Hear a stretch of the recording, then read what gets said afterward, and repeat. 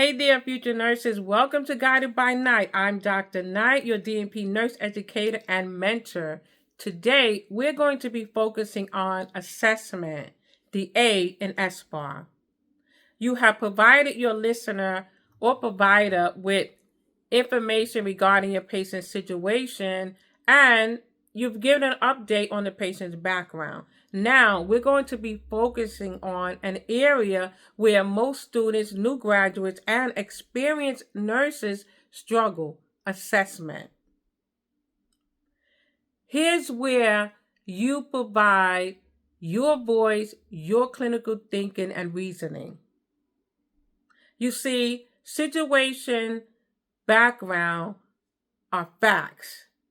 Assessment is your clinical judgment. It's what you think is happening. It's you using your voice to explain what is happening to your patient right now and what is the seriousness of the situation. This is where you're going to be providing nurses, doctors, and other healthcare providers information that they rely on so that they can make better decisions and judgments about patient care.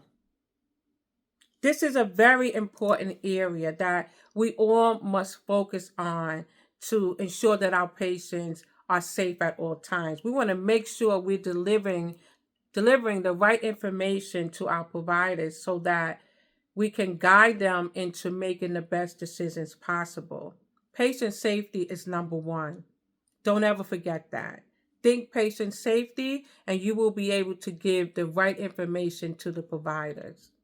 Now, I want to go into what is included in an assessment when you're calling a provider or you're just handing off to another nurse at the bedside. Number one, you must include vital signs. Always include your vital signs. They support the concern that you're talking about. Focus findings, meaning focus on a specific system. Everything should be system-based, relevant to the problem. Number three, your interpretations. What do you think is happening? You must include what you think. This is your clinical reasoning, your clinical judgment. I'll give you a quick example, and I'm going to read it straight to you here. Mr. Johnson's respiratory rate is 30. His O2 saturation is 85% on 2 liters. He's wheezing throughout. Patient is anxious and using accessory muscles. I believe he is in respiratory distress. Now that is clear, guys, and straight to the point. That gets your listener or provider thinking what to do next. How soon do I need to get to this bedside? Or can I just provide some information that the nurse can intervene right away with the patient? So you got to make sure you're on the point and sharp, guys. I'll give you a weak and a strong assessment so that you can get a better understanding. Here's a weak version. You're on the phone, you just call the provider, and you start off by saying, my patient doesn't look good, something is wrong. And this is incorrect because the provider doesn't know who you're talking about, where you're calling from. They don't even know who you are.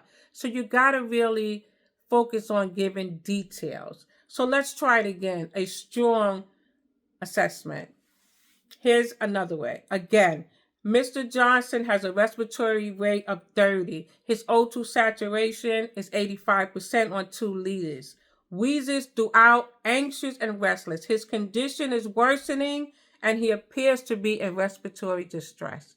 Straight to the point, sounds professional, clear, and it tells them what you think is happening. And now the provider can decide what intervention he's going to recommend and how soon he's going to get to the bedside, and whether he needs to mobilize other healthcare providers to help you in this particular situation. Remember, patient safety is first.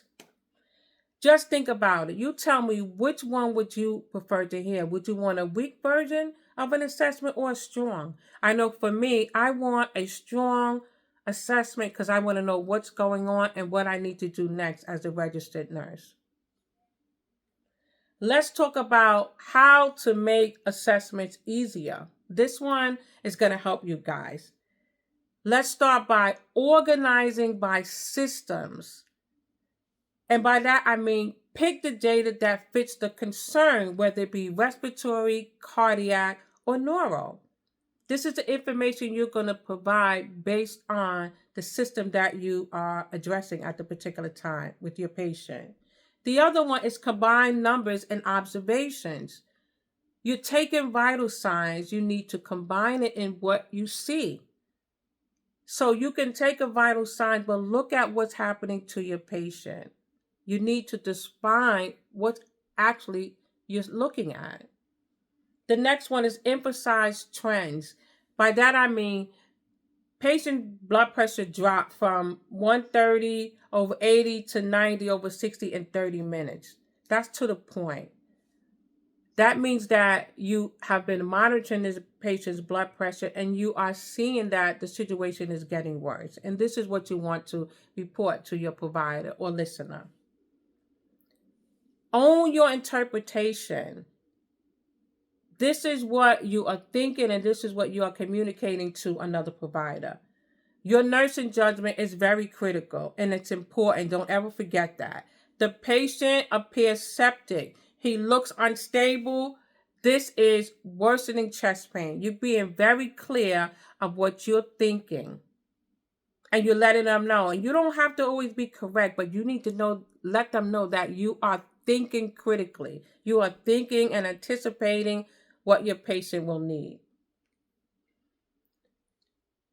I want you guys to always remember that learning SBAR is not an easy task. You're going to have to practice because as nurses, sometimes we just give information and we don't use a system. That's why SBAR was created, so we could get an organized system of how we're going to deliver information. And we're going to make sure we're not forgetting important details. So this is why I want you guys to practice all the time. And remember that assessment is your superpower. This is what you're thinking, your clinical judgment, your clinical reasoning. It's where you stop being just a note taker. This is where you step into your professionalism as a registered nurse. Know your role. You are critical. You are a patient advocate, and what you communicate is going to ensure that your patient gets the right intervention at the right time. Don't ever forget that. Your voice matters. Next week, guys, we're going to get into recommendations. And this is where we're going to close it. A lot of us, sometimes we don't know what to say for recommendations, but I'm going to help you. This is where you're going to learn to speak confidently, ask for what your patient needs.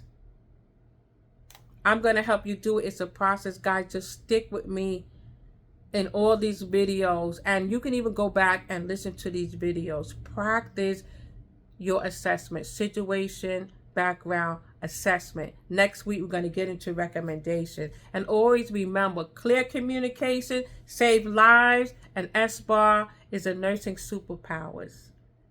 Don't forget to subscribe, like, and come back to see another video. And also share these videos with another nursing student, colleagues, or anyone that's struggling with delivering SBAR. Happy clinicals.